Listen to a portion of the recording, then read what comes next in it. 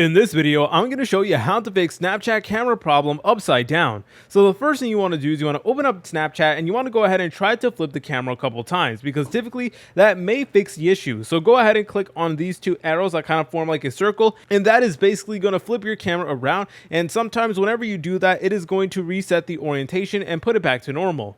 The next thing that you guys could do is change your device orientation settings.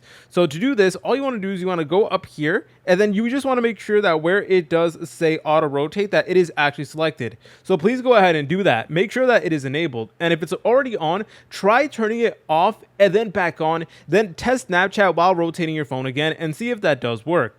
And also, while we're here, please make sure you have the most recent and up-to-date version of Snapchat. If you haven't already, please go ahead and update it. You can update it on the App Store if you're on an iOS, or the Google Play Store if you're on an Android device. And another reason why this issue could be occurring is due to corrupted files. Now, in order to get rid of corrupted files, here's what we're going to be doing. We're going to go ahead and open up settings just like so. Then we're going to go to the search bar and type in apps just like this. All right.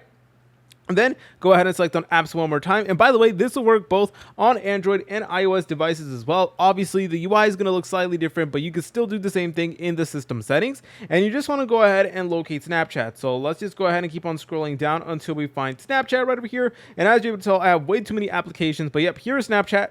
So once you're here, you want to go ahead and select on storage. Then you want to go ahead and press on this option that says clear cache. And you want to make sure you clear Snapchat's cache in order for it to work. And from there, go ahead and see if it does fix the issue. If you guys found this video helpful, make sure to leave a like and subscribe. I'll see you in the next tutorial.